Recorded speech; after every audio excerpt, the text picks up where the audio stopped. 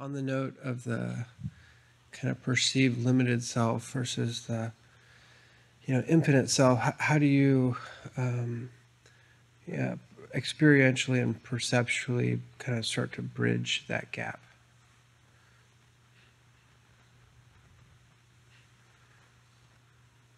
The gap between the between the experienced small limited self and the conceived or imagined or philosophical infinite self.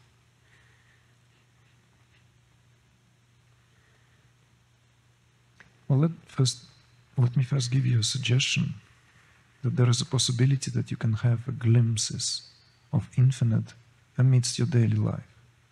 Let's just begin there. You can have these glimpses if only you are attentive enough. These glimpses of infinite essence of yourself, then of course that would be, if you are, let's say, philosophically predispositioned, it will naturally lead to this. But no harm if you don't. Not all of us are philosophically predispositioned. Some people are more down to earth. It comes out in their actions. It comes out in the way they relate, create, or just in a way of being. But there are many, many of these glimpses. There are many of these glimpses when we can behold that infinite, even through the retina. So that is given already. The infinite can be experienced in a feeling. You can hear your favorite piece of music. A particular movement that really reduces you to that very refined state where that, let's say, the toughest aspect in you really gets soft to the degree when it's really becomes like a jelly. And that moment you touch base with that infinite. You feel the infinity through the cells of your body. Whatever that music is, it doesn't have to be what I may consider to be as cathartic music, which is capable of bringing these cathartic experiences. Quite frankly, I myself was surprised that among the pop songs, certain melodies had that capacity to strike that chord. It did not have to be Requiem of Mozart.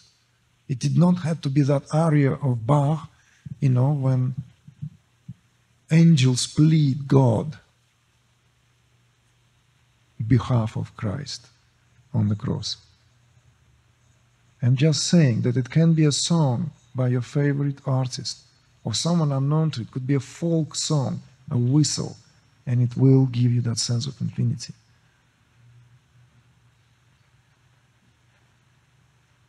If we agree on that, then certainly, of course, we can have direct taste of infinity in myriad of ways. Myriad of ways. I dare to say, you can experience infinity in your mouth. Again, if there is enough refinement of perception, you may eat a meal that time will stop. There and then. It's like, that expression, when they forgot their names. It may be a beverage, a drink. It may be a kiss. It's in the mouth. It may be anything that's still within the scope of sensory perception. You see where I'm keep hitting at? That it's not even limited to that what is considered and often spoken of as the limitation.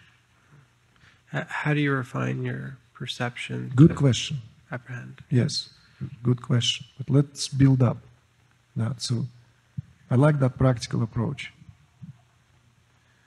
And yes, let's quickly answer to that so that I carry on because I was just getting to that inspiration, man. I have start all. Anyway, so refinement of perception. It's a good one.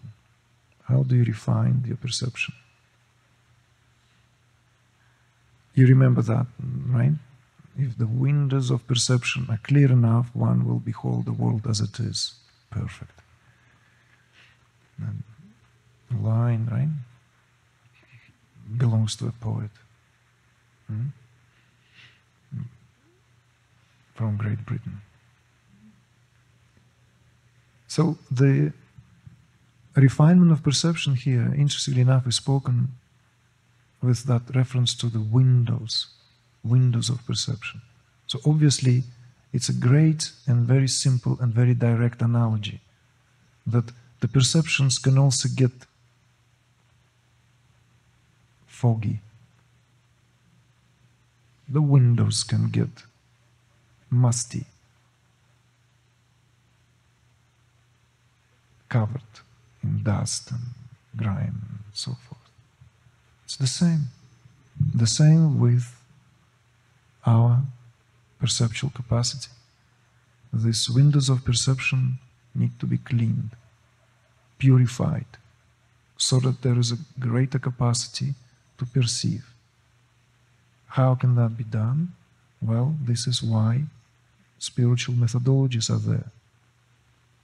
These spiritual methodologies are there precisely aimed at that. In fact, refinement of perception, often spoken of as celestial perception, is indispensable part of the development of the higher states of consciousness. One could even argue that higher states of consciousness is but a distant concept unless there is a progressive refinement of perception, because at some point we might be granted these flashes and these glimpses, and we might even be established and abide in a witnessing state of consciousness, which in a way, bread and butter of spiritual development. Witnessing state of consciousness, it's like a must, it's a camp where we're allowed to put our stuff for the very first time and say, now I can stretch and walk around and kind of like, I ascended enough to witness. The witness is there. That's the time when the first camp can be built. Before that, no camping allowed. Keep going. Keep going.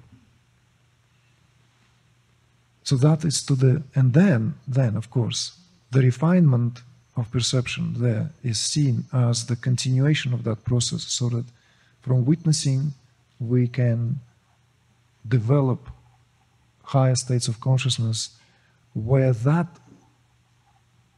refinement in itself amounts for perceiving the subtlest in creation. You see? In other words, it's not that there are like angels come into our life and all that paraphernalia, gouache's sort of religious. This is, of course, metaphors. But what happens is our neurophysiology becomes a reflection of all that what is already there. It simply became palpably perceivable and perceivable as our own field, not some kind of outer visitation. That's what it means. Therefore, that poet's metaphor of the windows is very telling. Windows are here with reference to our own house. We're looking into the world through the windows of our house. So, but just going back to the earlier part of what you've asked about the how can one, right, that bridge the boundary or the gap or the I don't remember exactly how I put it, but between the infinite and finite, right? So that first a proper inference that finite and infinite are one and the same, but obviously not to rest there and then on our laurels of that realization. It's the beginning of realization that finite and infinite are inseparable. But there is direct and visceral experience of that, and that's what meditation is all about.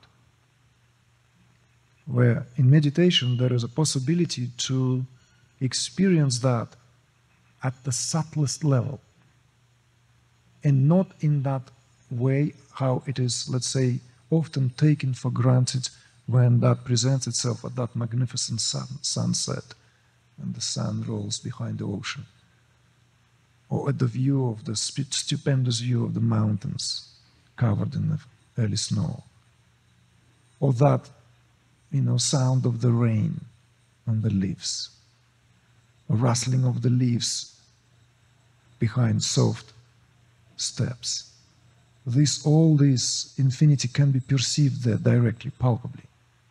But this most likely will be taken for granted unless our field of awareness purified enough to perceive it for what it is. Because that is in every blade of grass and in every grain of sand. That's what it means to behold infinity, as the poet again said, in a grain of sand and the whole creation. To that. But the real visceral experiences of that are confirmed in states of transcendence.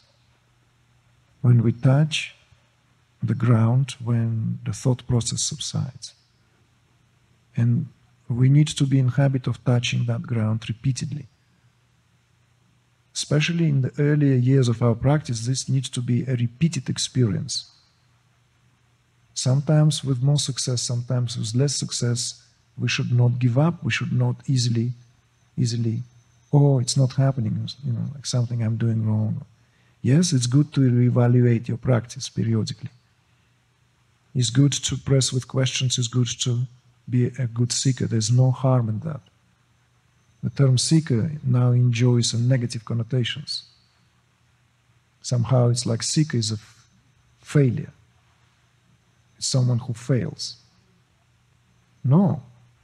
Seeker is the one who finds, otherwise he would not be a seeker. But one finds it nowhere other than within oneself. So that what you're asking can only be verified and found within yourself.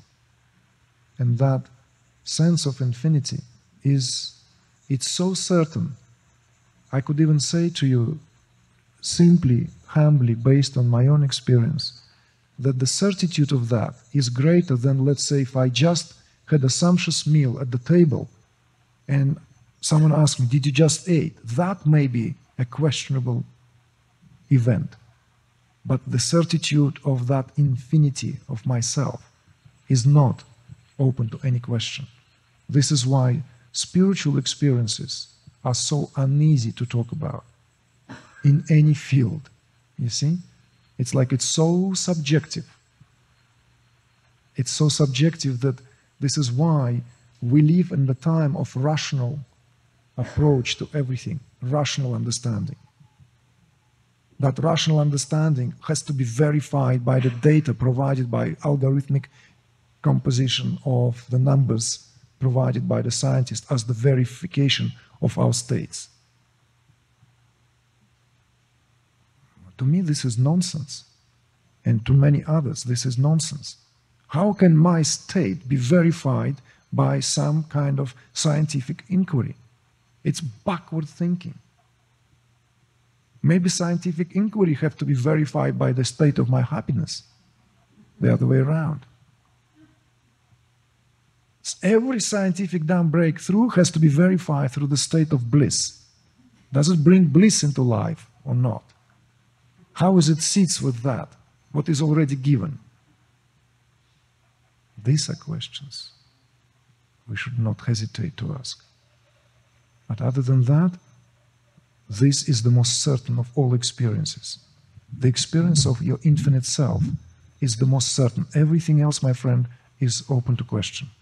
That's what's bizarre. If it's so certain, why are people not experiencing it? Because we live in a day and age, you see, when that, unfortunately, is covered, veiled by the thickness of very low vibrations. Now I'm kind of have to use a little bit of that new age language. So low vibrations are that which kind of obstructs the perception, Exactly. a clear perception. Yes, because state of collective consciousness informs us. It forms our perception as well. So collective consciousness is made out of the sum total of the heartbeats of every single individual. And it is true to nation, to tribe, and so forth. So obviously we live in time right now when for a very long time there was a privilege of a few to have that direct communion with the essence of who we are. And this was supplemented instead for a very poor, if you will, supper of the crumbs of the table through this religious perspective and attitudes, where everything was in the matter of faith, in the matter of beliefs. And that has been for a long time. So long, in fact, that this has become something which only few can really, really contest that that's where they live from. When this level of calamity, because it's nothing else other than calamity, is reached, then obviously, sooner or later, the spiritual renaissance will begin. So hopefully we're living in such time of yet another spiritual renaissance, because we've been in this epoch of darkness for way too long. This era of darkness has been upon us for way too long. And yes, there are perspectives also in parallel run in Western and Eastern traditions, where this age that we speak of, if we are to speak of the Occident, it's the Iron Age. If we speak from the perspective of the Orient, it's the Kali Yuga. And you've heard about that, right? So there's no need to lament why many people don't experience that, why many people don't have direct access of that. But what's important is where I want to have direct access to that. What's important is whether you want to have direct access of that and claim what is your birthright here. That's the only thing that really matters. Everything else, sooner or later, will become a hypothetical discussion, and we will slide into speculation only to dwell in a status quo. Are you willing? That's what matters.